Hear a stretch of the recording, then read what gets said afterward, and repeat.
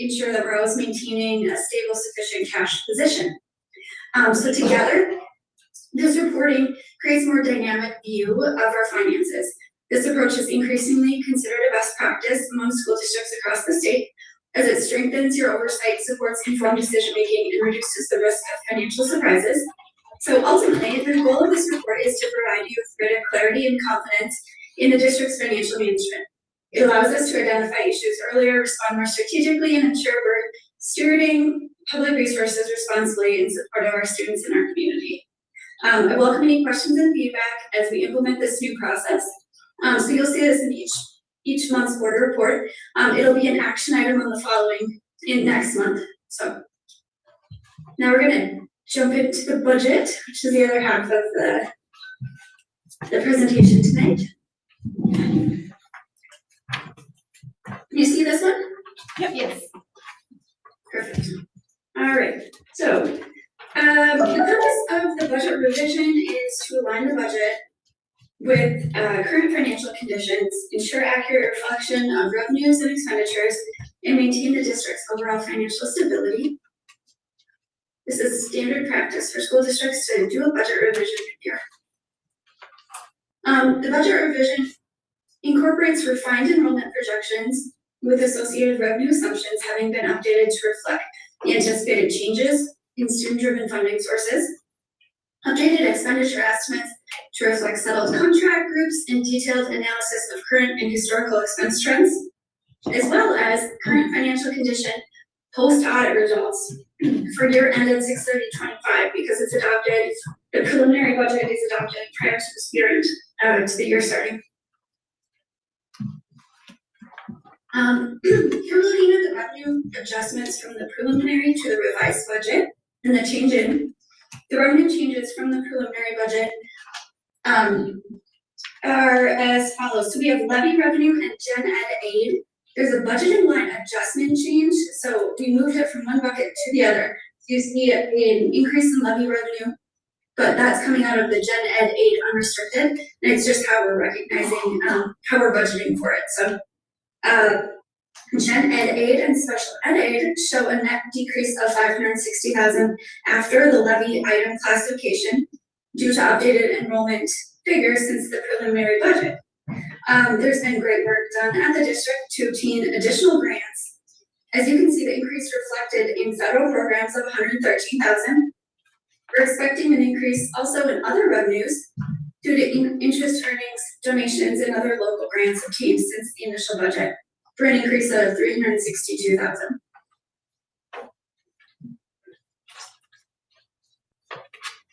Expenditure changes from the preliminary budget are as follows. We have employee contract settlements now in place for the current and following year.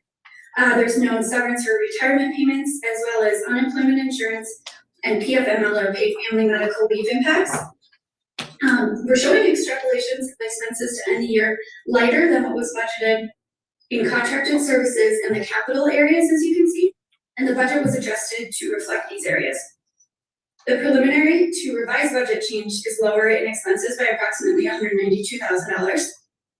I just want to take a second here to acknowledge the continued pressure to operate efficiently in a space where costs are increasing in most areas.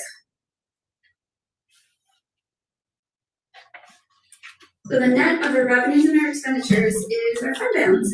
So what we're showing here is our fund balance preliminary, revised, and then the change in. Fund balance protects against risks like enrollment loss, state aid reduction, emergencies, and unexpected cost increases. The district policy target for international fall schools for fund balance is 2.5 months of operating expenses. So what that means is fiscal 25 year end was at approximately 16% fund balance, or $2,527,706 in unassigned general fund balance. So that is equivalent to just over 8 weeks of operation. So we were under that 2.5 months at the end of last year.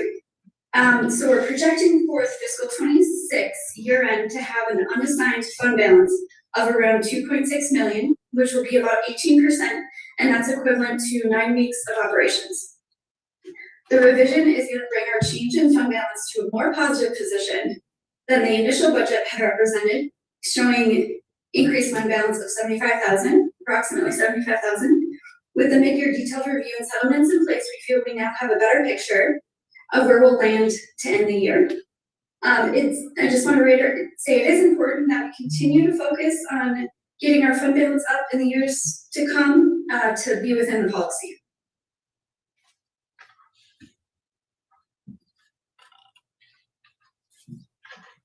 The next few slides go through all other funds of the district, showcasing the revised budgets. Food service, we're Fund 2 at the top there. It's greatly funded by state and federal sources. We show an increase in revenues and a decrease in expenses from what we have projected in the preliminary budget.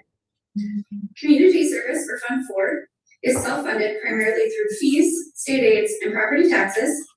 We're looking at a budget revision that includes a decrease in revenues and an increase in expenses for a net fund balance change of 80,000.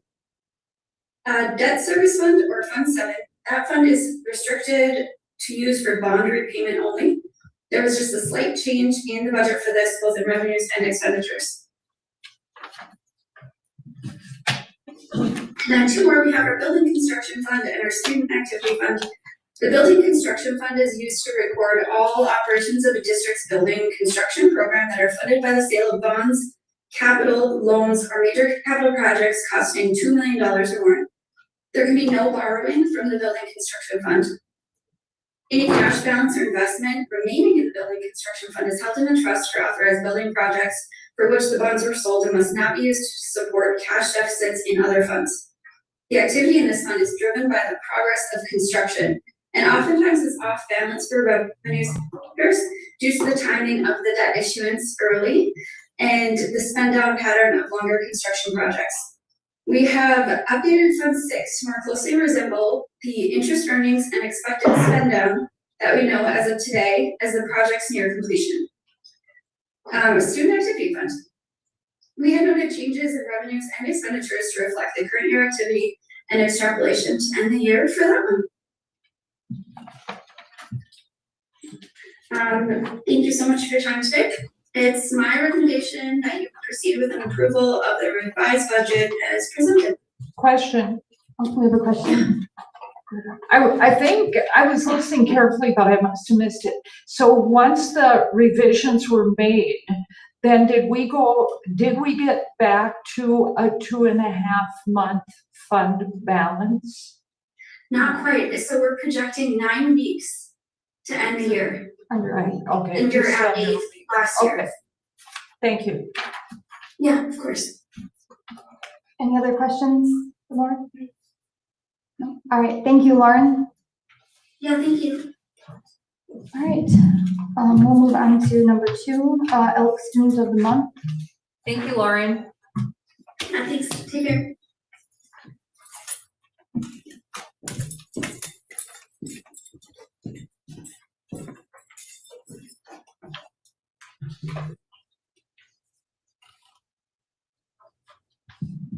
Okay, we're gonna do some catch up too. We've had some kids that were gone, not able to present. So we'll start with Charlie Swanson. She was our Elk Student of the Month for February. So if you can come up, Charlie.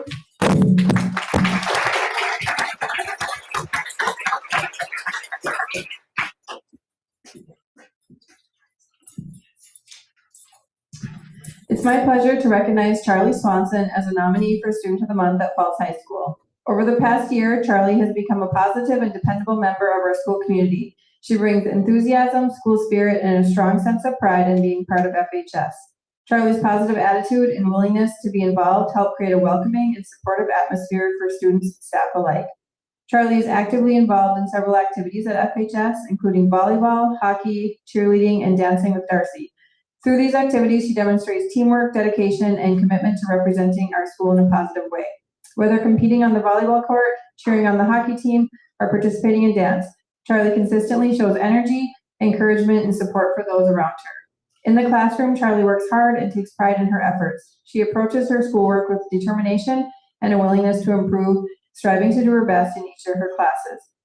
Her respectful and positive attitude contribute to a productive learning environment and set a good example for her peers.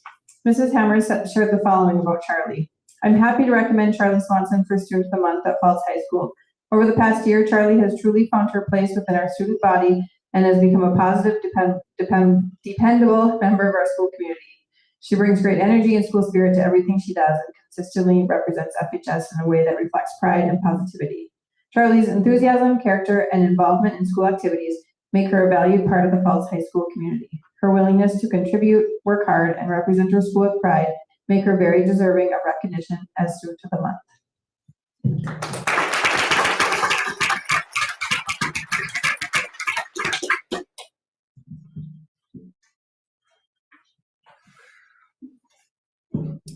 Next, we'll have Emma Willett come up. She was the Elk Student of the Month for March.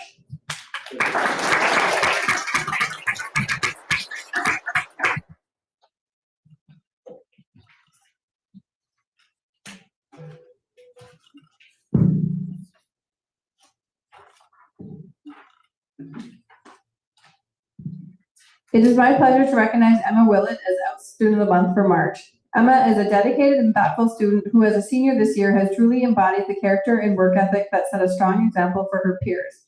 She approaches her academics with responsibility and consistently puts in the effort to do her best. Over the course of the year, Emma has grown into a driven and confident young woman, finding her voice and becoming more comfortable sharing her ideas. She carries herself with maturity, kindness, and respect, helping create a positive and welcoming environment at Falls High School. Emma has challenged herself academically by enrolling in several college in the schools courses, including Comp 1, Understanding Literature, Introduction to Creative Writing, and Introduction to American Politics, while also continuing her studies in concert band. She is currently continuing her college level coursework with classes such as Introduction to Education, Macroeconomics, and Public Speaking. In addition to her academic efforts, Emma is actively involved in band and the Minnesota Honor Society, and she previously served as the girls hockey manager, demonstrating her willingness to be involved and support her peers in a variety of ways. Outside of school, Emma enjoys spending time with the people who matter most to her, especially her friends and younger brother. Whether she is shopping, going on drives, or simply enjoying time together, she values meaningful connections and making the most of everyday moments. After graduation, Emma is thoughtfully considering her next steps. She is exploring the possibility of attending community college or taking a gap year to gain real-world experience while continuing to discover her interests. Emma's strong work ethic, kindness, and growing confidence make her a valued member of the Falls High School community. We are proud to recognize her as March Student of the Month and look forward to her bright future. Thank you.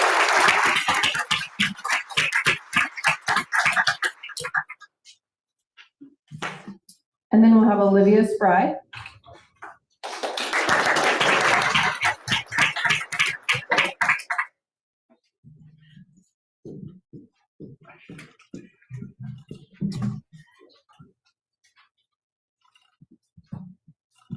It's my pleasure to recognize Olivia Spry as the April Elk Student of the Month. Olivia is a dedicated and hardworking student who consistently demonstrates maturity and a strong commitment to her education. Throughout her time at Falls High School, she has taken pride in her work and approached her studies with determination and focus. Her academic journey includes a variety of challenging courses such as Honors English 9, Honors English 10, American Government, and continued coursework in Algebra 2 and Conceptual Physics, along with additional learning experience such as Intro to Anishinaabe Studies and Introduction to Education. Outside the classroom, Olivia has been highly involved in school activities. She has participated in band, quiz bowl, volleyball, track, football cheer, basketball cheer, and student council. Her involvement demonstrates her commitment to being an active and positive member of the school community. When she's not in school, Olivia enjoys spending time outdoors and being creative. She loves going on walks and hikes, fishing, drawing, and participating in activities with her church. Looking ahead, Olivia plans to attend Fond du Lac Tribal and Community College, where she will pursue a degree in early childhood education. Her caring nature and strong work ethic make this a natural path for her future. Mrs. Manasseh says the following about Olivia. I'm so excited I was able to have Olivia as a student in my math class this year. She is mature beyond her years, and it is clear to me that she prioritizes her education. She's a standout student and has really impressed me with her fantastic work ethic. Her future is bright, and there is no doubt she's off to do great things. Olivia's dedication, involvement, and positive character make her a valued member of the Falls High School community. We're proud to recognize you as April Student of the Month and look forward to your bright future. I'll get a picture of you guys right outside the hall here. You want to step out? Yes, I don't see any other students. I'm not gonna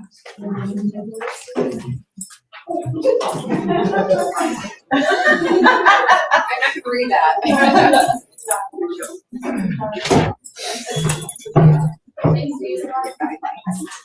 All right, before we start open forum, I would just remind everybody, the board does not respond or comment or question back and forth.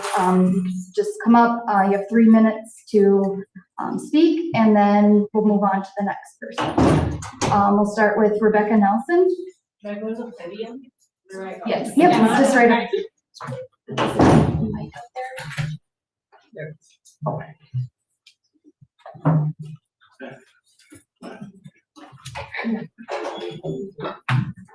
My name is Rebecca Nelson. I've been a speech language pathologist at ISD 361 for the last 8 years, 5 years employed at the district, and 3 years contracted prior to that.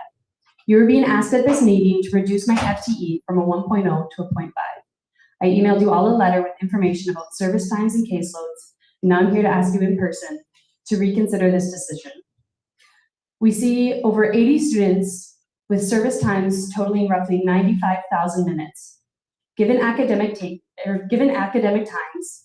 this equates to 324 service days of minutes, or 162 per FTE, which is currently correct for our 168 student days. Students are grouped to accommodate scheduling in evaluations, IEP meetings, medical billing, and other documentations or academic needs. Ask yourself if this is the best decision for our students and their special education services. How will we provide current services in addition to evaluations, IEPs, screenings, and referrals for the upcoming school year and still maintain compliance? We have seen a rising rate in communication disabilities and students with complex needs that require support beyond general education. I cannot see how the district would be compliant with the Department of Education in both documentation and provision of services with this reduction in FTE. Thank you.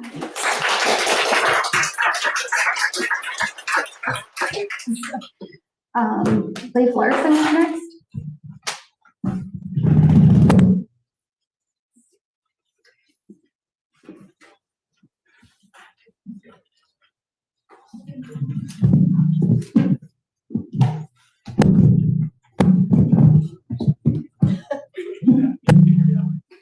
Members of the school board and Superintendent Shimon, thank you for allowing me a few minutes. That's better. So my name is Leif Larson, and I'm here on behalf of the International Falls Recreation Hockey. Now, I understand you'll be voting tonight on summer rental rates. At this point, I have serious concerns how these rates are being determined, especially given that a taxpayer-funded levy appears to cover 100% of the arena's operational costs. What is particularly troubling is that a proposal to double last year's summer rental rate was brought forward before there was even a clear understanding or acknowledgement of this levy. That raises real questions about whether this process has been thorough, transparent, or aligned with the intent of the levy. Last week, actually it was about 2 weeks ago, representatives from both the Figure Skating Association and Recreation Hockey met with the administration and members of the school board. During that discussion, we referenced legislative statute indicating that any rental fees collected must be deducted from the levy amount, meaning these fees do not generate additional revenue for the district. If that is the case, then increasing rental rates places a direct and unnecessary burden on local families without providing any financial benefit to the school. And we also spoke at that meeting that we would rather do special projects to help Bronco Arena, such as within the last 2 years, we donated $15,000 to the PA system, sound system, and also $6,000 for those rubber mats. So if we can keep costs, rental rates lower, we can do more projects like that. It's also noted that at last month's presentation, which cited total operating costs of approximately $205,000, while the district received $342,000 from the levy, one of the highest amounts in recent years. That gap of over 130,000 needs a clear and transparent explanation. Given these concerns, moving forward with a vote tonight feels premature. At a minimum, we are requesting an itemized breakdown of the 2025 levy funds so that the public can fully understand how 342,000 is being allocated. We also ask you that you consider guidance provided by the Minnesota Department of Education before making a final decision. Until there's greater clarity and transparency, we strongly urge the board to reconsider approving increased rental rates. Thank you for your time and consideration. Jamie Coleman, next.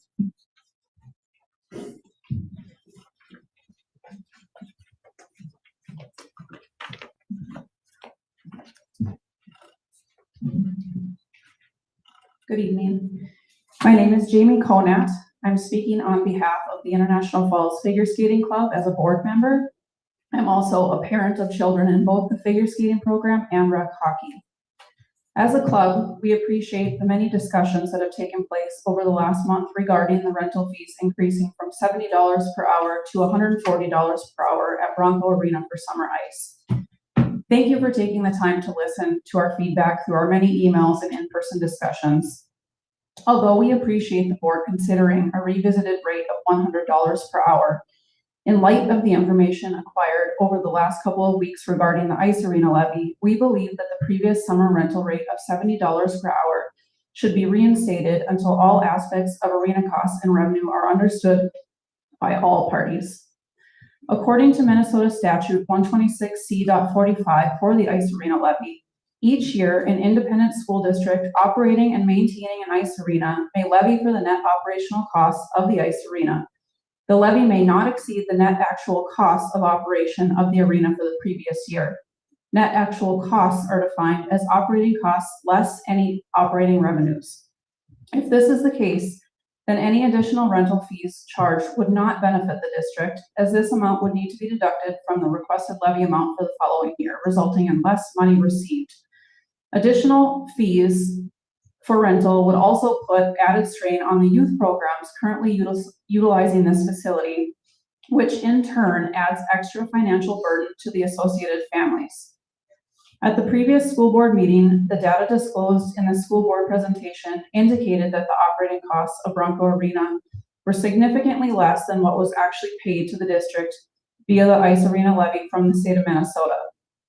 Also, the presentation indicated that these operational costs were directly impacting the overall district's budget. We now know that because of the ice arena levy, we have since learned that the district receives money that covers 100% of the costs for each prior year's operations. Our figure skating club is a nonprofit, and nearly 20% of our participants are already on scholarships.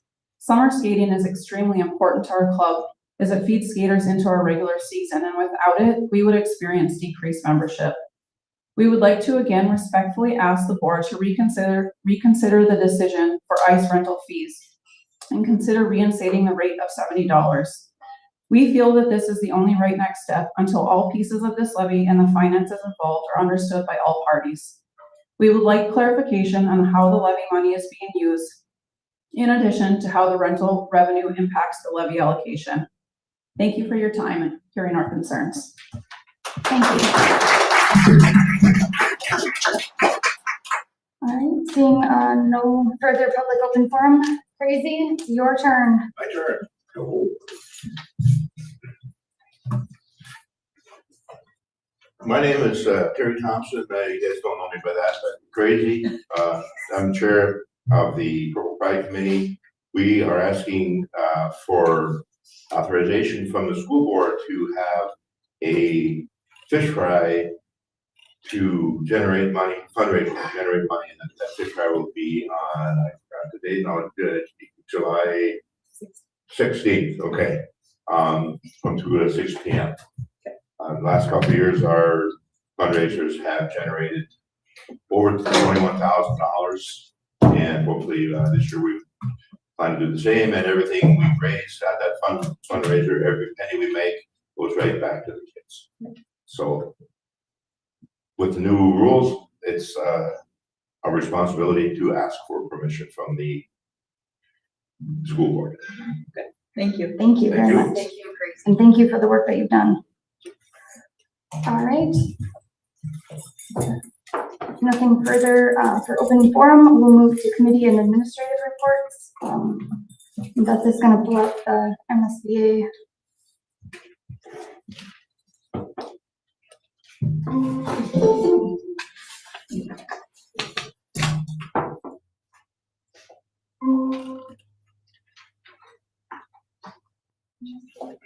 Hello, Tiffany and Gary, are you with us? Yep, I am here. I think Gary fell off, but I will text him. Okay, I will just wait. You're in a school board meeting. We do have a room full here. The school board is here. Members of the community are in our audience here. So if you could introduce yourself and if Gary is able to join us, we look forward to hearing from you on the levies and what you have to share with us this evening. Sounds great. I'm going to switch gears here just for a minute. Gary was going to share the slides, but while he gets logged in, I will start that share. So give me just 1 second here. Oh, there's Gary. Okay, Gary, I'll let you work on the share. So my name is Tiffany Guston. I'm the I'm the Director of Management and Insurance Trust Services with the Minnesota School Board Association. And I'm here tonight with Gary Lee. And Gary, I'll let you go ahead and introduce yourself. I gotta get my speakers on the right ones here. Give me a sec. Can you hear me okay? Yes. Yes. Tiffany and Gary, if you're sharing, we can't see. There you go. 6. There, I got it. Okay. Well, thanks for having us, guys. I am the Deputy Executive Director, and we quickly put something together for you tonight. And you shared the screen very good. I did, yep. Yep, So you guys ready? Are they ready for us? You're ready. Okay, here we go. So let's look through the first 2. Yeah, go ahead, Tiff. All right, so I have been with the Minnesota School Board Association for almost 7 years, actually, but before coming to MSBA, I was a school district business manager. So the financials, the levy piece is something that I worked with pretty regularly as a business official. In the district where I was a business official, we did not have an ice arena, we did not have a swimming pool, so those items were something that I was not familiar with, but certainly am familiar with the levy process and how those particular components work in. So just to kind of provide and try to establish some common consensus in terms of knowledge, we're going to start with just super basic, right? What is a levy?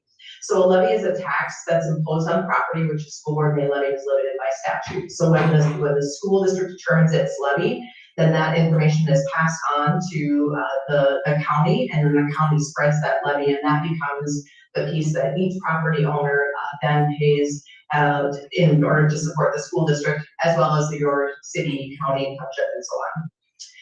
So the levy process, and this is actually what's called the Levy Limitation and Certification Report, and this is for international calls. So this is your report, the report that determines what your levy is, and this is for what is called the 2025 payable 2026 levy. So this means that the school board of International Falls set the levy back in December at a certain dollar amount. That information is passed to the county. Those dollars are collected through the form of property taxes, which we will all be paying to our counties here starting in May. And this is the tool basically that the state uses to make that calculation. You will see up on the upper right hand corner, this is a 39-page document. And the writing on this particular page, this is page 1, is very small, and it doesn't get any larger on any of the other 39 pages. So you will see that it's a very complicated calculation to come up with that levy amount.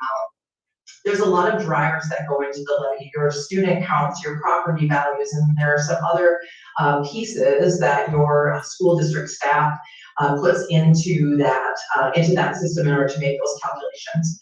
I presented at what's called the Phase 2 school board training when we bring new board members on, and I often compare the levy process as a big, if you think of an old school mainframe computer that's the size of a classroom, right? A huge computer.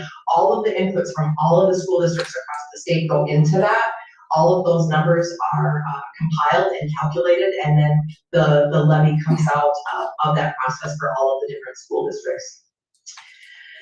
So there are different levy types. So in order to levy constituents, there has to be some authority to do that levy. The levies can be authorized by the state. So that would be in the form of legislative language that allows us to levy for certain components. There are, again, statute gives school boards the authority to levy in certain circumstances, and then finally the voters. So back in August of 2024, your school district went out for actually 2 ballot questions, but this is question number 2, which authorized the board to issue bonds for just shy of $4.5 million for acquisition and betterment of school sites and facilities, including the construction and equipping of a new addition to the Bronco Ice Arena to provide varsity and junior varsity locker rooms and storage spaces. So in that, and I go back one slide here just for a second. So the voters in August of 24 gave the school district authorization to issue those bonds, and then in order to pay the principal and interest for those bonds, adds that necessary dollar amount to the levy. So of course it passed, right? It passed by 51% of the voters voting in favor of that. So that brings us to this particular levy, which is the ice arena levy, which is a state authorized levy, but the board then determines how much they're actually going to levy on what is authorized to do that. So the purpose of the levy was to reimburse, not give you money in advance, but reimburse the operational costs that the school district has incurred to operate the ice arena. Okay, and the process and the way it works is that the school district fills out a report, sends it to MDE, showing the actual revenues and the actual expenditures for the operation and the maintenance of the ice arena. You can put on additions to the ice arena. That's why you passed that almost $5 million bond, a few years ago. And so this is just for the operation and maintaining it up to standards. So MDE reviews the information, approves the amount that the school district submitted, and then the school district can levy up to that maximum amount for the next year. And I've got to emphasize that this is a reimbursement for funds that you already spent out of your general fund. This is just backfilling is all this doing. And the intent is that, the legislature knows that ice arenas have a hard time paying for themselves, all right? And so they made a decision at some point. Tiff, do you have any clue how long that's been around? I don't know. I can pull it up here in a little bit and see what the first year was 1975. That they allowed for an ice arena levy to go into play. And so what the legislature has done is it gives the authority to the local district to make up that difference. The district is charging for the use of that facility, but the costs are more.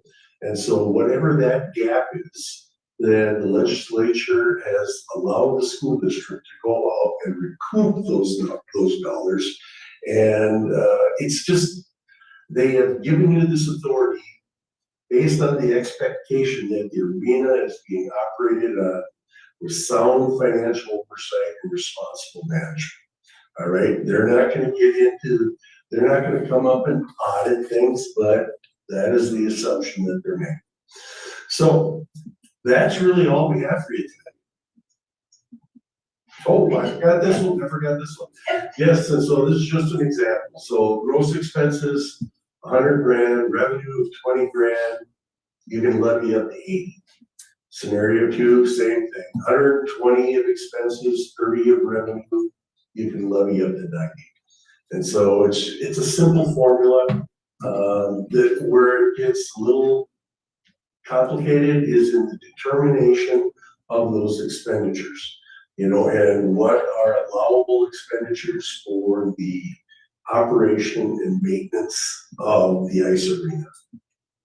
The direction, when you look to the Department of Education for really determining what is maintenance versus enhancement, I think one of the things that I will often use as an example, and like if there is a heating system in a building, like in this case your ice arena, right? And if that system failed and you needed to repair that, that's maintenance. But if you decided to enhance that and increase the scope or do change what type or heat an additional area or something, then that would be enhancing. So again, it's really that key to maintaining and to providing the funding that allows the venue to operate versus that enhancement. So again, in that levy, to Gary's point, those locker rooms and the additional space that was approved as part of that bond issue would not be something that you could pass through the ice arena levy, because that would be an enhancing of that space.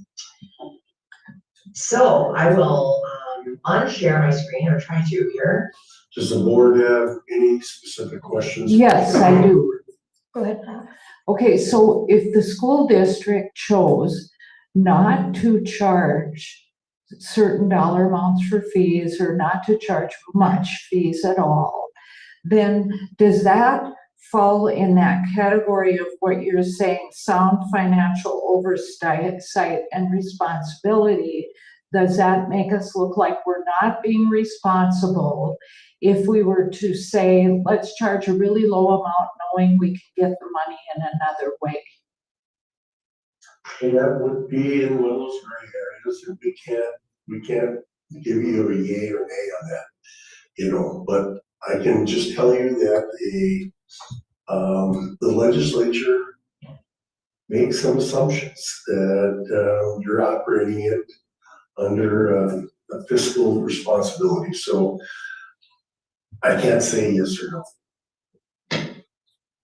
I think it's really, and one thing that the board, and again, we're here tonight to present the information on what it is, not necessarily to exert our opinions on fees or those types of things.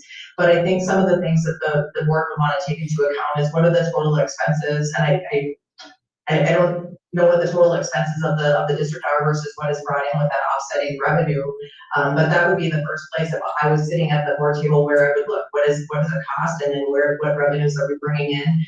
You can compare, talk to other school districts in the area, see what they are charging in terms of those fees, to maybe give some sort of some balance or consideration to other areas. There's a lot of different ways, but without knowing the details, we'd be unable to give an opinion on that. Yeah, it's just something that we're not going to give an opinion on. The one thing I will just float past you is to consider whether these are school-sponsored activities or not, that you're charging for. So just another piece of the puzzle. Jessica, you had a question? Yeah, am I correct in my understanding that the amount of the levy, which is of the burden on the taxpayers, correct?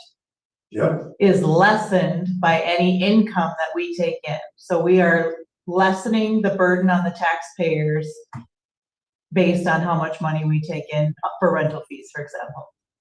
That is exactly correct. Okay, just want to make sure I was understanding it. Thank you. Any other questions? Gary and Tiffany, this is Beth Shimon.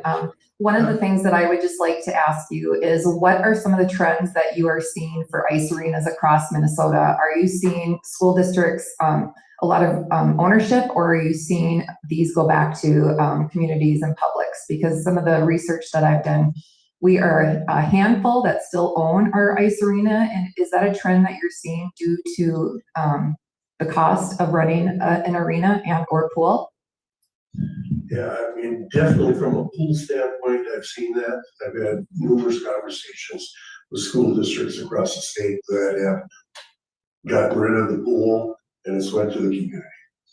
And so, yeah, I would assume that ice arenas are the same. Tiff, do you have any? I don't have any, I don't have any information on that. I think that right, you can argue either way, right? The school district owns it, has, I would call it, it exerts then as a result of that ownership control over the time in order to be able to schedule and then lease out that space for additional activities or whatever in the off season or in when ice isn't needed.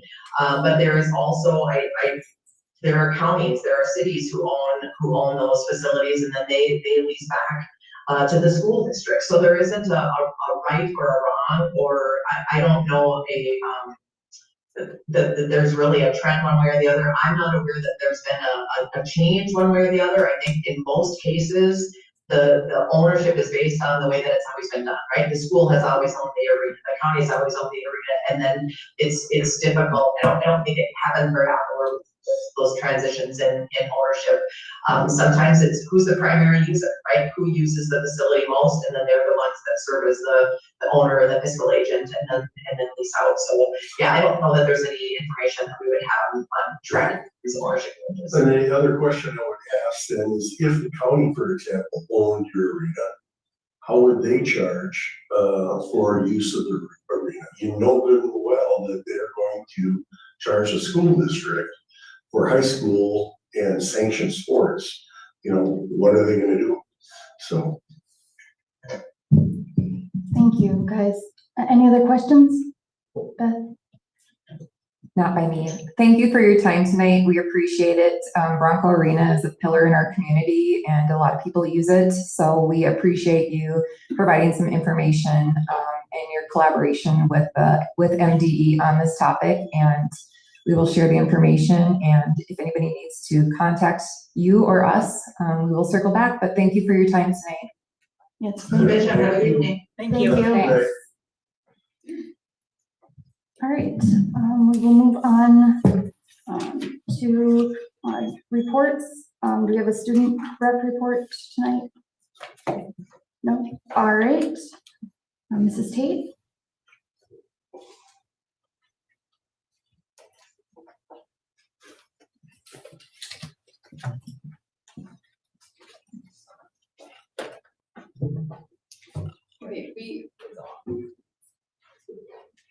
Our student enrollment at the high school is at 457. That's down 6 from last month due to 4 graduations at the ALC, and then 2 students are out of district currently. So those are our numbers. Last month we had Tony Hoffman come for a student presentation, and then he did the community presentation. I'm sure you all are well aware, but I just wanted to let you know that we did have a lot of positive feedback from our students about Tony Hoffman and his message. So I'm glad that we had him here. We also had lots of student feedback that they'd like to see more assemblies and more things like that. So just sharing that. MCA testing has started. Our teams have created grade level incentives for all students who are taking their MCA and fast bridge testing. Student Council will be hosting a career fair on May 6th down in the Falls High School gym. So if there's any agencies that have not been reached out to by Student Council, but you're interested in participating in our career fair, then you can just call the high school office and let them know.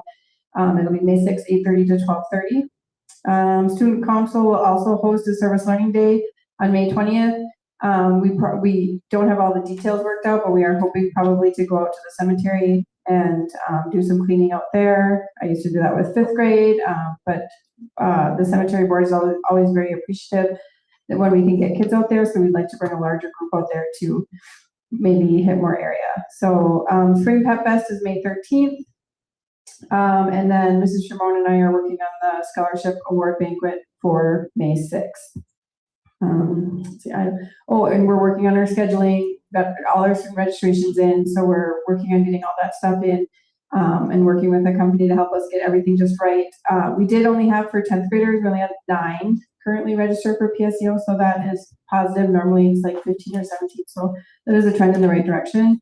We did get a lot of positive feedback from our younger kids about being excited about all the new offerings we're able to offer. So I think that's a positive for us.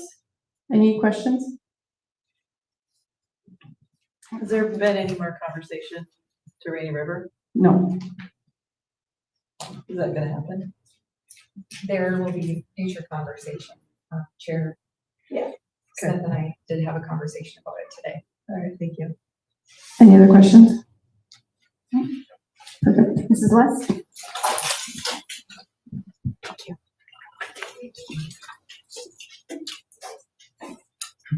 All right. There we go, all set. All right, well, we are also doing MCA testing at Falls Elementary School, and things are going well, and we're just really grateful to our testing coordinator, Mr. Boyle, who has us all organized, and things are going smoothly. Our fifth graders had a wonderful STEM learning experience at Starbase at the Duluth Air Force Base this last week, so we're hearing lots all about their experiences. They're bubbling over about that. We are planning for the very busy month of May. Just a few things to share with you that we have going on. Our kindergarten graduation is set for May 27th. We have a lot of field trips on our calendar. It's filling up every day. Some examples of some of the places we are going to be visiting at various grade levels. Rainy River Veterinary Clinic, Voyageurs National Park, Border Patrol, and Border Bank, along with swimming at the FHS pool. The fifth graders are going to be attending a Bike to the Beach adventure on May 19th, and then heading up to Voyageurs National Park for Outdoor Education Day later on in the month, and that is where the park will collaborate with the DNR, and they go over things like boat safety and fire safety. Our DARE graduation is planning is underway for grade 6, along with our a very wonderful tradition that's back of a class trip to the state capitol. They'll be hitting the Twins game, Fort Snelling, and the Science Museum. We also are working with Miss Tate to set up visits for our 6th graders who will be transitioning to 7th grade. We're working on some just a fun visit where they can come over, take a tour, maybe have a question and answer session, maybe perhaps led by some of our student council members. So we're working on that right now, thinking of that. That's on their mind right now. We also have been talking about doing a walkthrough celebration for them as sort of a graduation. They don't really want a graduation in the traditional sense, but we want to do something really fun in the hallways. That will be really inclusive of all of our school students. We have a visit from author Margie Prius. She'll be visiting our 4th through 6th graders on May 1st. That's made possible by Diane Adams from the Public Library, so we're looking forward to that. Mary Casanova will be visiting Annie Sullivan's 6th grade class. And we really want our kids, to love books. And I think in this digital age, that's more challenging than ever. But so as much as we can do to promote reading, we're gonna give it our all. Our spring concerts are being held on May 8th during the day, and our band concerts on May 11th in the evening. Our current enrollment total at West End and Falls Elementary School is 506. We are at -1 at Falls Elementary School and -1 at West End due to families who have moved out of the area. And that is everything. Any questions? No questions? All right, great, thank you. Ms. Larson?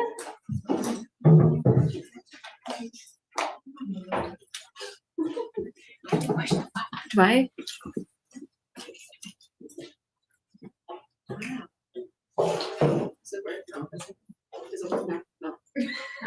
Tap it. The green light will turn on. Okay, it's on. You'll talk close to it. Okay, this is the community ed report from April. We just celebrated the week of the young child. School board member Corby reached out and kind of forwarded it to me. So it was really exciting. It was a week about celebrating the importance of early childhood education and to celebrate all the adults who support them in their lives. with their parents and their teachers, and some of the teachers are back there who celebrate our early learners. It's also a week to advocate for high quality preschool programs and programs that help support our families through that kind of really crucial developmental period of their time at home and going to school. And then so far, preschool program, we're closing out the year. It is a busy month of May, like Lisa said. It is hectic. I'm like counting on the days. We have 25 days left of preschool. They had like little balloons because they're doing the ABCs. I'm like, yeah, okay. So we're closing out the year. We're having a family picnic on May 22nd, and then followed by a 4-year-old preschool graduation on May 27th at 9 a.m. in the gym. And then next week we have preschool conferences on April 27th. And we currently have 64 students enrolled in our program. As of right now, we're down -1 students removed. And then next year we have 62 students enrolled so far, which is looking pretty good for the month of April. August is like the busiest month. When I started last year, it was like changed. It was like, it went up to 80. So hopefully we can get there. So if anyone's looking for spots, we have 3-year-old spots in our 3-year-old program for next year. ECFE, we're entering our 4th quarter of programming. We had family open swim last week, and there's an end of the year play in the park event on May 14th. And then PALS events. So PALS is our Adults with Disabilities program run by Angela Scholler. PALS prom is coming up on June 4th at the Elks. Registration information is going out this week, and then planning is underway. And we're looking for donations for white string lights. So if anyone has any, let me know. And then Angela Stoller just says she's submitted grants for the Marshall and Knudsen Family Community Fund to help provide financial support for PALS programming, because we're really trying to create a more equitable access to the community and going out to do community events too. So it's really important that we continue to expand that program. And then as for general community education programs, we've seen an upward trend of participation the last few months. Spring numbers are looking better than winter numbers, which I feel like is a given because winter is a kind of a crazy time up here. So it's trending upwards, which is great. And then upcoming community ed classes, we have a chunky knit blanket class coming out on May 14th. Marty Wilcox does these, and she does a phenomenal job teaching these classes. Like, I'm so excited. She's doing another one. And then we have another class by Angela Scholler, which is a Mother's Day bouquet class, and that's May 7th. And there are currently 4 spots left in that one. We sent out summer swim lesson registrations on Friday, and level 1 is full. So it was crazy. I had so many emails to go through this morning.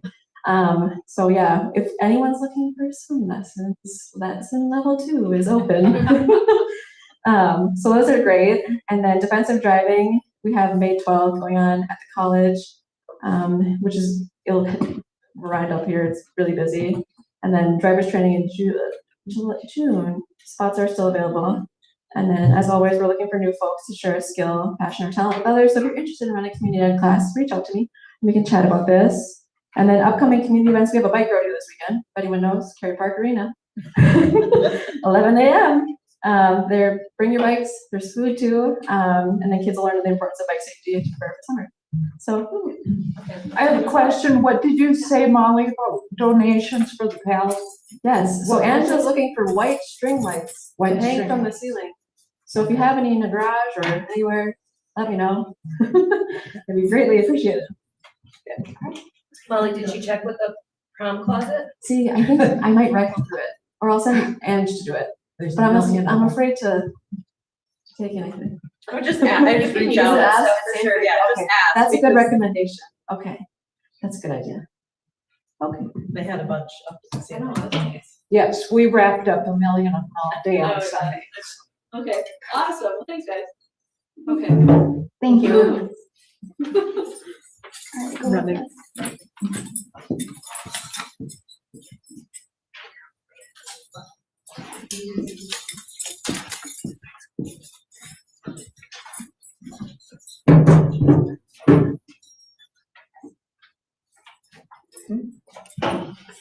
Good evening. I'm going to give a brief overview on a few areas tonight.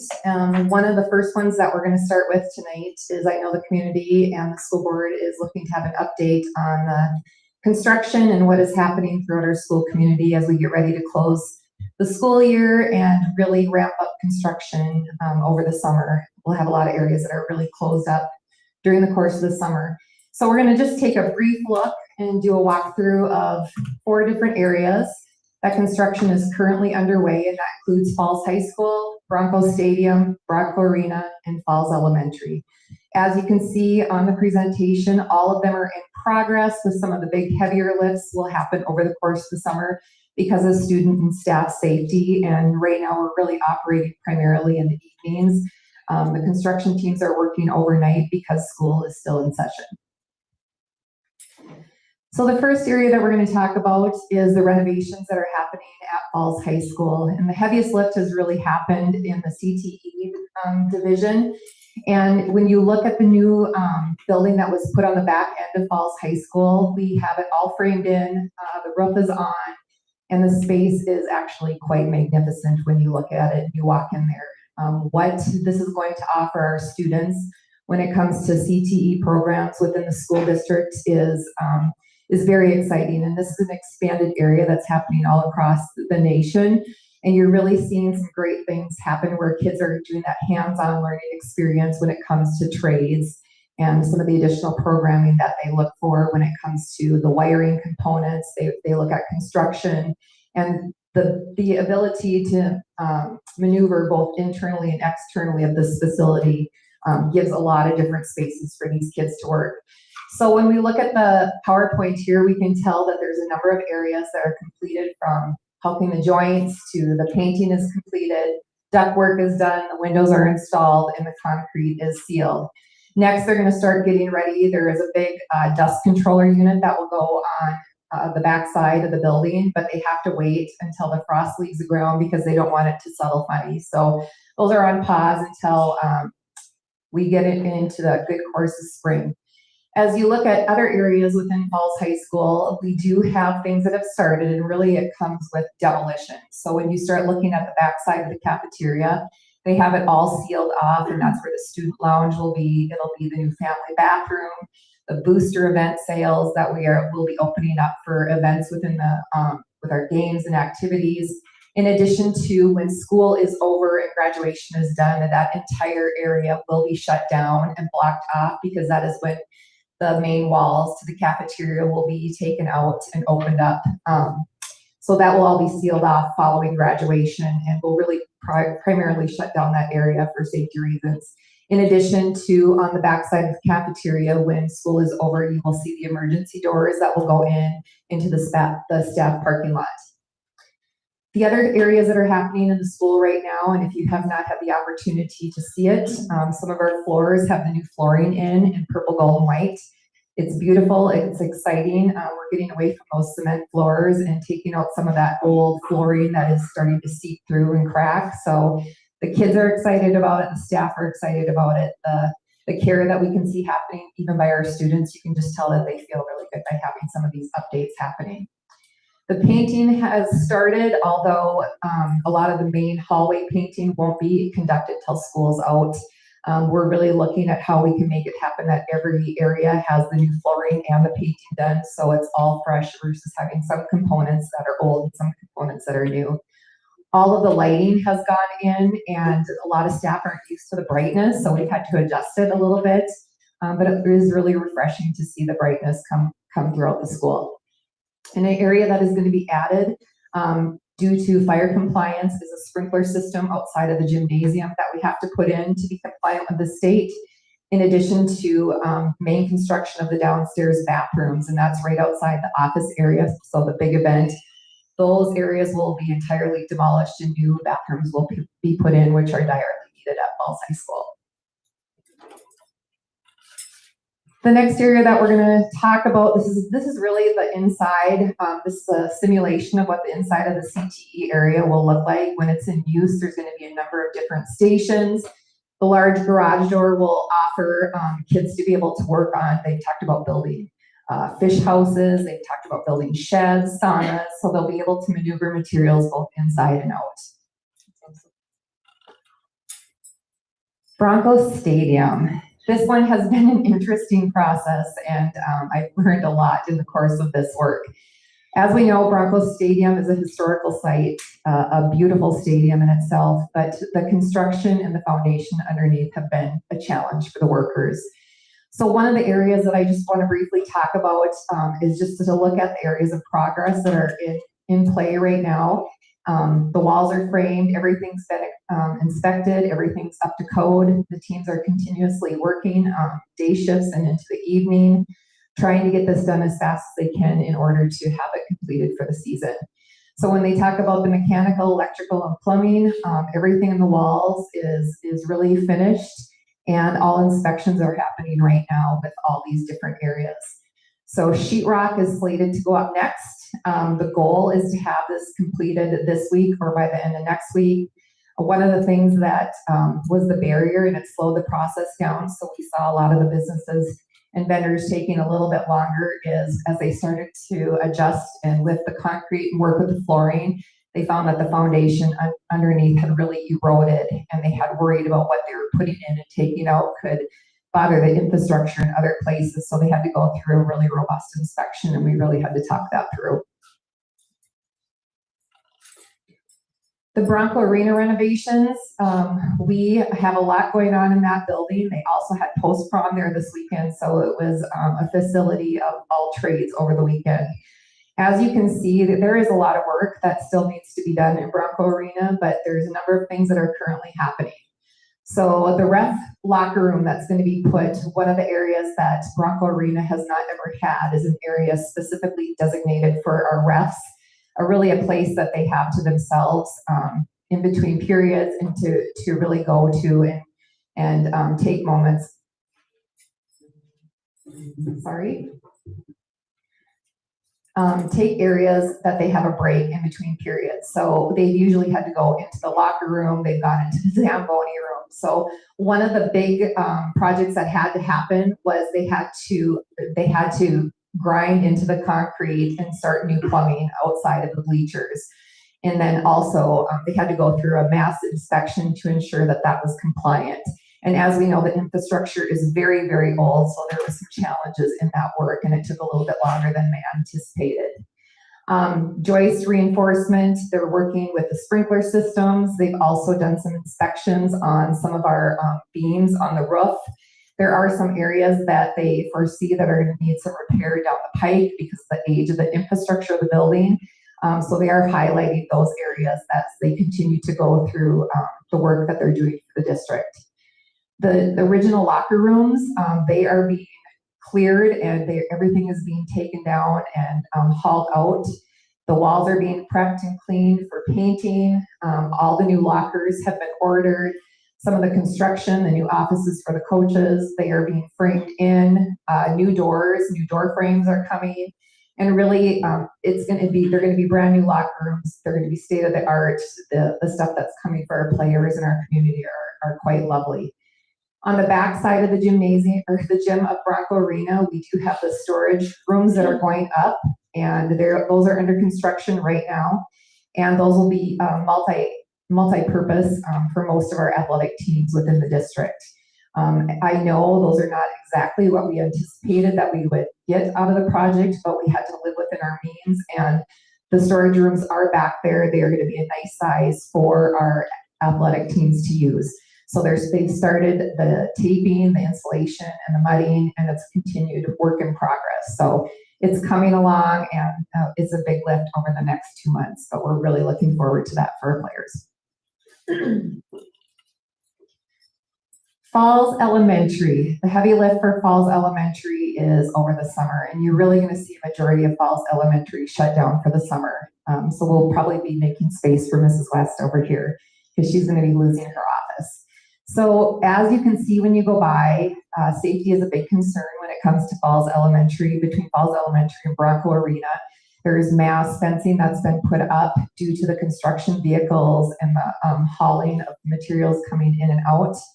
So the demo of the front of the building to get ready for the new office area has been taken down, and they are starting to get ready to build the new entrance and the new office area for Falls Elementary School. They're getting ready to do the footings, the foundations, the masonry block, and to really get ready when school's out to start that elevator to be ADA compliant for the school district. It is one area that is in dire need at Falls Elementary, is to have that elevator so kids and staff and our facilities team can access both floors easily. So most of this will happen once school gets out. They do want us to be ready the day after school gets out. So Principal West and her staff have been working really hard, the custodians, and people have really come together to make this happen. So over the summer, again, the big construction will be the main office. It will be the new STEAM room, the special education rooms, and the overall renovation. So Principal West is really looking at her layout and where people are going to be placed. But the new infrastructure and design is going to really afford a lot of different places for people to be housed to make sure programming and services are provided with fidelity. That's today's update until the next board meeting, but you can see lots of different pictures put throughout the presentation, and we just really appreciate the community's support. The businesses and the vendors and the construction teams have been very flexible and wonderful to work with. And of course, the staff have been so flexible when it comes to pivoting and really altering what we need to do on a moment's notice. So, questions?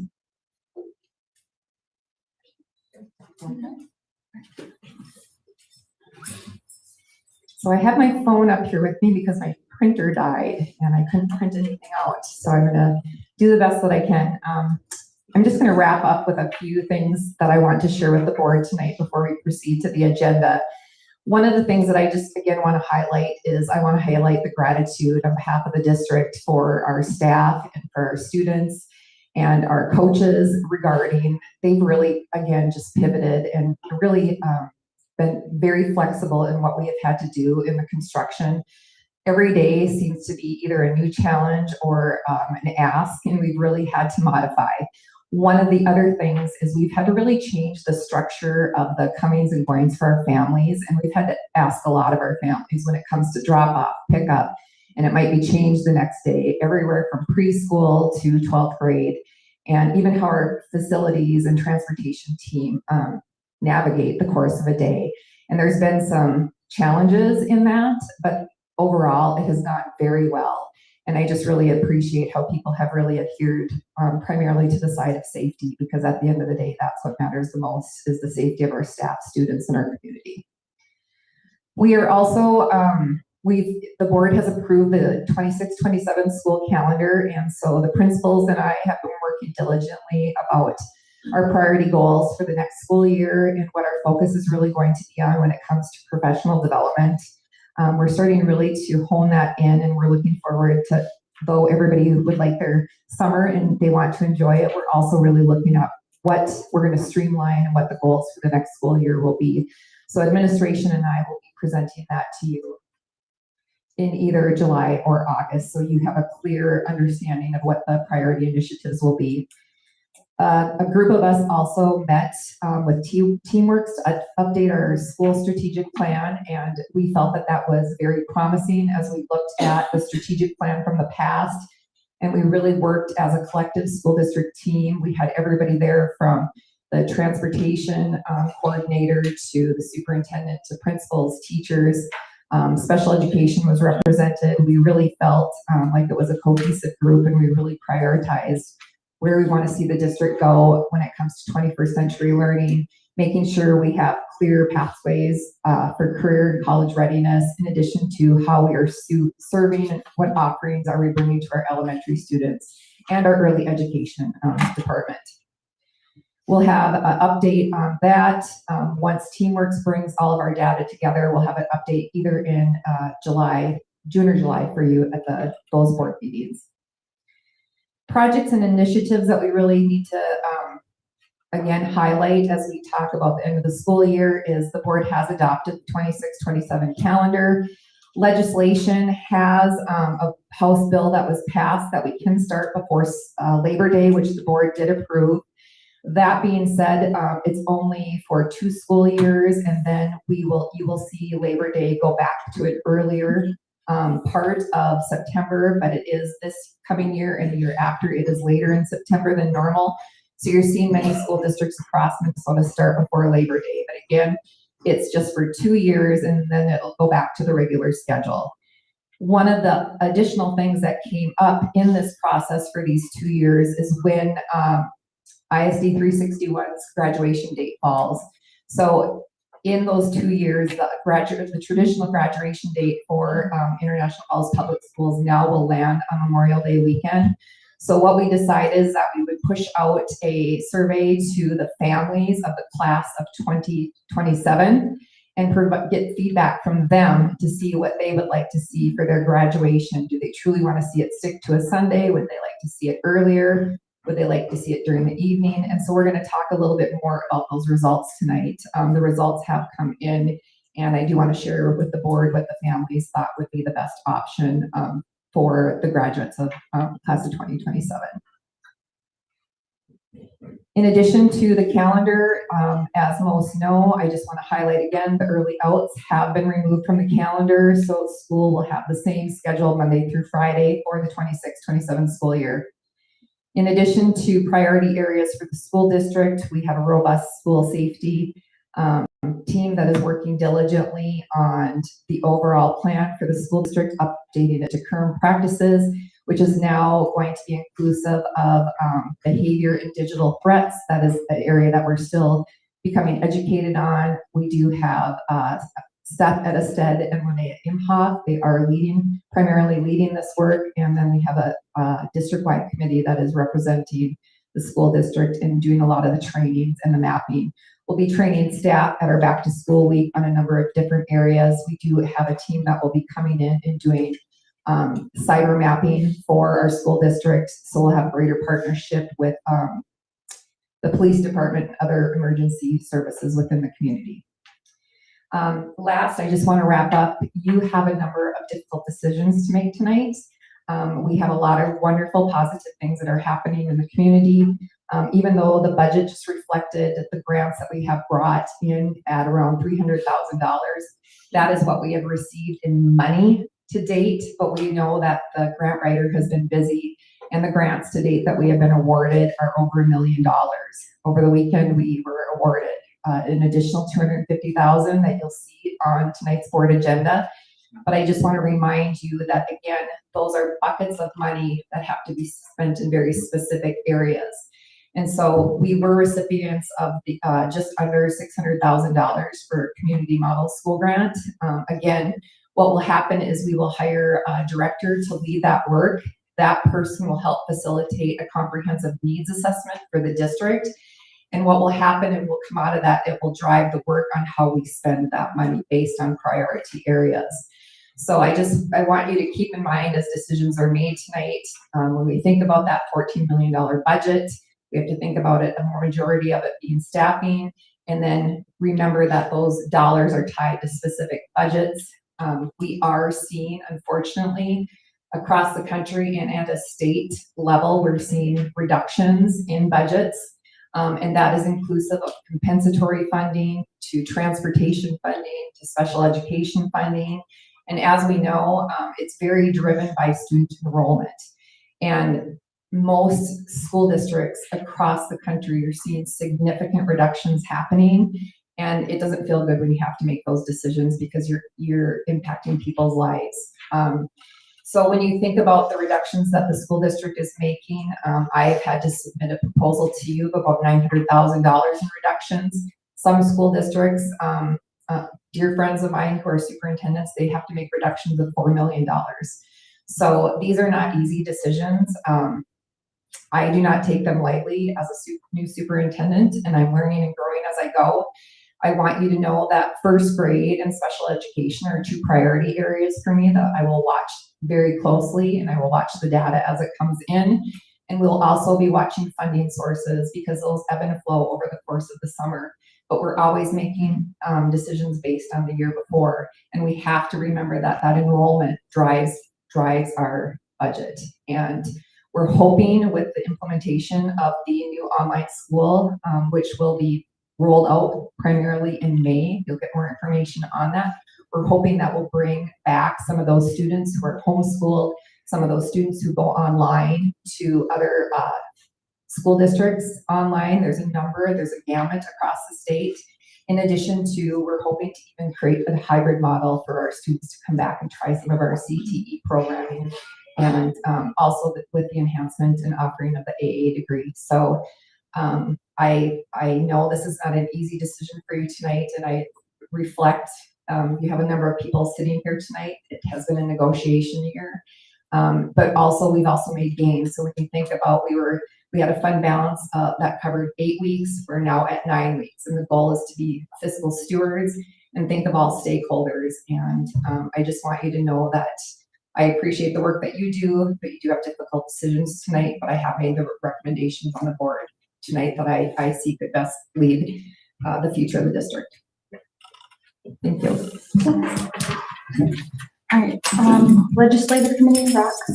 Yeah, this is campaign season now for both parties, and I'm not going to discuss anything about any partisan information, but I have talked to 2 people who are campaigning to be state auditors.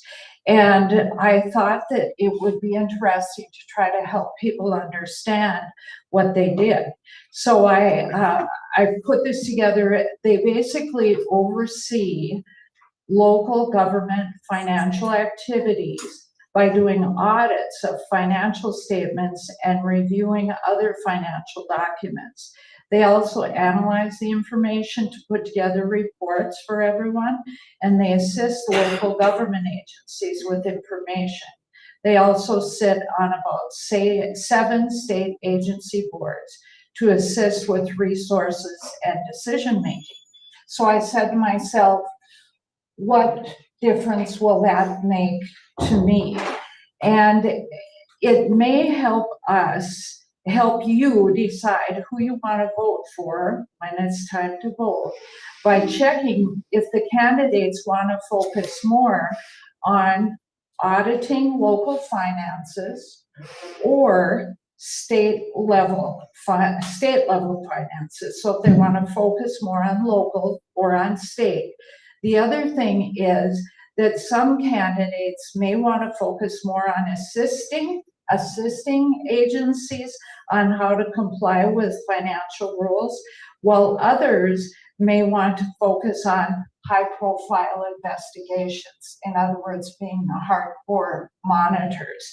And so it's a piece of information that helps a person understand some of those types of positions that will be on the ballot that you go, what does it mean to me? I hope that helps a little. Thank you. All right, policy committee. We're going to continue to go through and approve policies at our next meeting. Athletic committee. We haven't met since our last board meeting. We're meeting in early May, outside of meetings on the ice arena for pricing. And then also we are going out to Tilson, the cross country team, the coaches and polar pullers to kind of lay it out and map it out. All right, awesome. Thank you. All right, next is the consent agenda. Do I have a motion to approve the consent agenda as presented? A motion. Motion by Tina, do I have a second? I'll second. Second by Dale. Okay, I have a motion by Tina and a second by Dale to approve the consent agenda as presented. Any discussion? All right. All those in favor say aye. Aye. Opposed? Okay, motion carries. Action items. Number 1, improving systems and structures to create a culture where all are welcome and supported. Resolution of acceptance of gifts and donations. Whereas School Board Policy 706 establishes the guidelines for the acceptance of gifts or donations to the district. Whereas the International Falls School District Board encourages the support of the district's educational programs through gifts or donations that meet the goals and objectives of the school district. Whereas Minnesota Statute 465.03 states the school board may accept a gift, grant, or devise of real or personal property only by the adoption of a resolution approved by 2/3 of its members.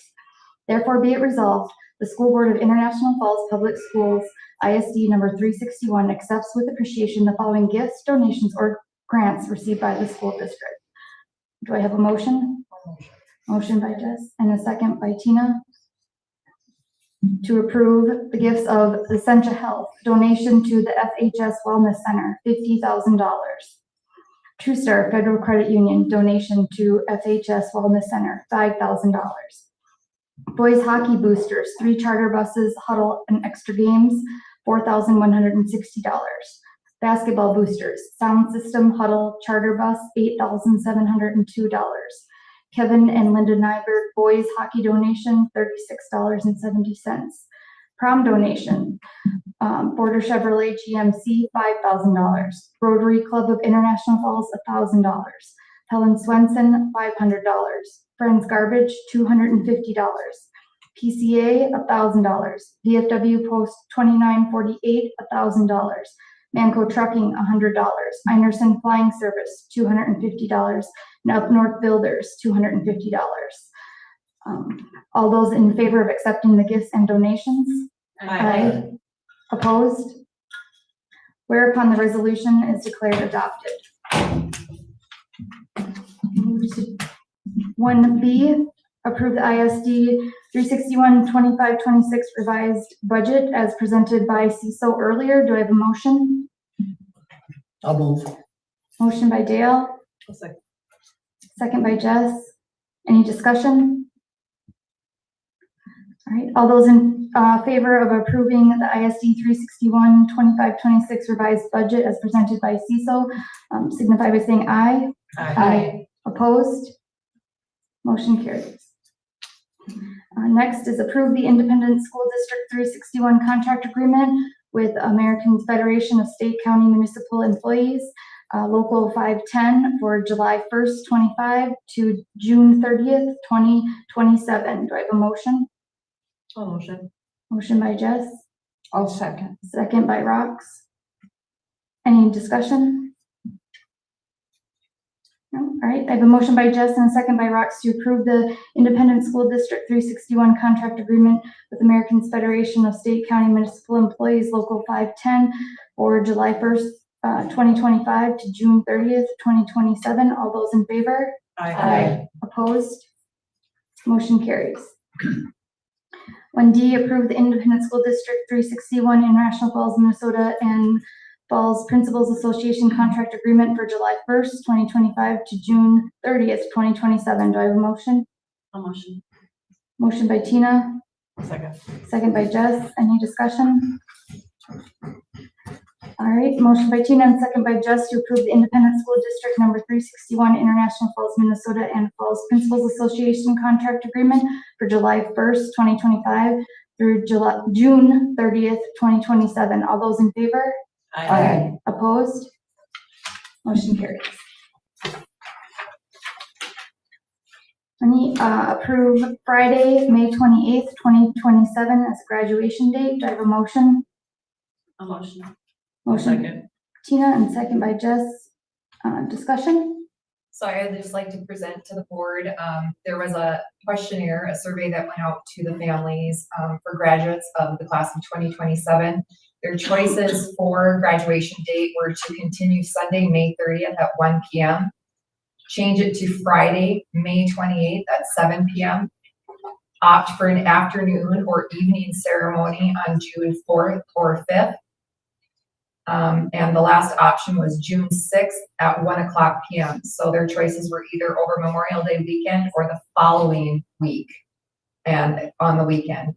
The most of the following weekend area is very minimal votes on that area, but the one that had over 40% was Friday, May 28th at 7 p.m. That was just over about 43%. And for Sunday, May 30th, which would have been the traditional date, which is that Memorial Day would be that Monday, that was under 30%. So the survey results would show that Friday, May 28th at 7 p.m. would be the family's preference overall. I guess I would like to see the board support that because it was what our families are asking for.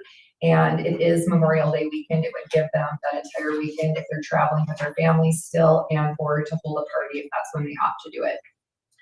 Do we have any potential like baseball tournaments or any sport activities that could be happening that night? So I met with Tim, the AD, Tim Ringhofer today, and at this time there is nothing scheduled on that evening or over the weekend. weekend. Okay, because we have run into that. I just want to let Oh, yeah. everybody know that's why we moved to Sunday. Yeah. Was because kids had to choose if they wanted to go to graduation or to their tournament. Yeah. So we just didn't want to fall into that There is again. nothing scheduled today. Okay, thank you.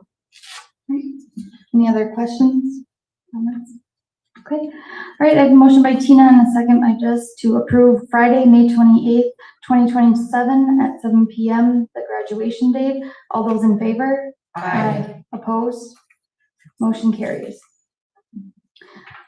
Approve the acceptance of the Northland Foundation grant in the amount of $10,000 to support the American Indian Education Quiz Bowl Award. Do I have a motion? Rox. Motion by Rox, I'll second. second by Tony. Any discussion? All right, I motion by Rox and second by Tony to approve the acceptance of the Northland Foundation grant in the amount of $10,000 to support the American Indian Education Quiz Bowl Award. All those in favor? Aye. Opposed? Motion carries. Approve the acceptance of the MDE Native Language Revitalization Competitive Grant in the amount of $214,941.78 to support expanding instruction in Dakota and Anishinaabe and other indigenous languages, funding initiatives that increase student reach, strengthen cultural heritage, and improve language proficiency through curriculum development, staff recruitment, and materials. Do I have a motion? I'll make that motion. Motion by Tony. Rox, second. Oh, Dale. Okay, second by Dale. All right, any discussion? And will this will help our compliance towards this, correct? Yes, so, the district was found not compliant in some of the areas for, our American Indian programming or Indian education programming. What this grant will serve as is, it is an opportunity not only to serve our, Indian education programming, but to serve all students. So they have the opportunity to learn and expand their understanding of, through this native language revitalization grant. So one of the things that we'll be working on, I know it was a priority, was to provide more offerings at the elementary education level. So our Indian education coordinator, in addition to our grant writer, will get together with the principals and they will determine how they will use this money in alignment with how the grant was written. Thank you. All right, motion by Tony and a second by Dale to approve the acceptance of the MDE Native Language Revitalization Competitive Grant in the amount of $214,941.78. All those in favor? Aye. Opposed? Motion carries. Where does the 78 cents come from? All That's when they determined we get awarded. right, approve the new proposed summer 2026 Bronco Arena rental rate of $100 per hour. Do I have a motion? A motion. Motion by Tina, I'll second. second by Tony. Any discussion? I have a question. Because of the cost, then these are going to be carried on to the athletes. And so my question would be, are we aware if there's scholarships and things available for these particular programs? I cannot answer that question because they are not school district sponsored, but maybe one of the representatives from the board, the Falls Figure Skating Board and the rec hockey board, I believe, is here this evening. Yeah. I think figure skating, so you guys said there was Do you guys have scholarships, right? scholarships? We have scholarships during the regular season. Would you speak up, please? We have scholarships during the regular season, but not during the summer season. Okay. The summer season, we operate on a deficit for what we bring in. That's why we couldn't really be able to do a program in the summer for the cost at $140 an hour. But so no, we're unable to offer scholarships in the summer. Does rec hockey? We do not offer scholarships throughout the year. What we try to do is keep the cost low for all the families. But there has been instances where we know families cannot afford it. We do pay without. There's not a scholarship program, and we do pay for their fees. Right. Okay. So when there's a deficit at 140, would there be a deficit at 100 per hour? As far as the figure skating club goes, we were at a deficit at $70. That's why doubling it was gonna be like a no-go for us. Well, we're gonna try to do our best to make it work, but to be honest with you, it's a big expense for our small club. And like we said, we already give 20% during the regular season as scholarship. And so we're really having to scrounge and reach out to our community to that slack. And it's hard to do that repeatedly year after year. For rec hockey, last year with summer ice, we were in a deficit of $5,400, which therefore we passed it on to the families of the association. Okay. I have more to say, but I want to give someone else a turn. Okay. Yeah, I did, I have stuff to say too. So, I appreciate you guys coming again, and I really appreciated the meeting that we had, with the smaller group, where we talked about the rates. And you guys said at the time you weren't expecting to get the summer ice for free. You did expect to pay something, but that 140 was gonna be excessive. I feel like, the conversation that we had that night was really positive, and you said, you know, if we were willing to come down in the rental rates from 140 to even the 100, that you were still willing to help with other projects and such, particularly rec hockey. You guys said that you were willing to, you know, give to other projects. And I feel like the message tonight was more like, if you raise it to even 100 now, we're not gonna work with you on any special projects. And I don't want the relationship to be that way. I want us to be able to continue to work together and to work together on projects. As CISO stated, anything that we take in as far as income from the arena, yes, we cannot put it back on the levy, but that lessens the load for the taxpayers. So we're kind of stuck between a catch-22 here, I feel like, because do we leave the load higher for the taxpayers and charge a lesser rate for rent of the arena? Or do we compromise and charge a little bit higher rate, but not what we had originally said? So the $100 is more of a compromise, and put the burden back maybe on the families that are taking advantage of the activities. And it's tough because I do feel like I'm in the middle. I don't want to have an adversarial relationship with the figure skating club or rec hockey. I feel like we have to work together in a community this size to continue the programs we offer our kids. But you also have to understand that we do have to charge for summer ice. It's expensive and it's hard on the equipment. I'm hoping in my heart of hearts that you see the $100 as a fair compromise coming down from 140. I guess that's really all I have to say. I don't want there to be a bad relationship or bad feelings, and we have to keep working together. So I have just a little more to say, and I've been on the board for quite a while, and we have always been able to stay at 2.5 months in reserves, and which is what's called the responsible amount of time, dollars that we should have. And then when I saw that we go down to 8 weeks, and now we just barely made 9 weeks, that really makes me nervous, because I don't remember a time when we were below that 2.5 months. I just don't remember it. And so that worries me. I feel very, very sad, because all of the programs where they use the arena absolutely are wonderful programs. And I'm just so happy that our community can provide those kind of things. What do you do when you're stuck with not enough money? So I too am very sorry we're in this situation. That's all I have. I have a question. Yes. I'd just like to know how many kids we're talking about in like the rec hockey program, for example, for summer.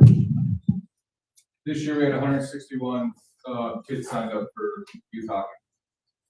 Was that for summer or for the full year? For the main season, 161 kids. how many do you usually get for summer? About half? It depends on the year. Probably a little more than half. Okay. And for figure skating? Maybe on 3. Yeah, number. She's looking.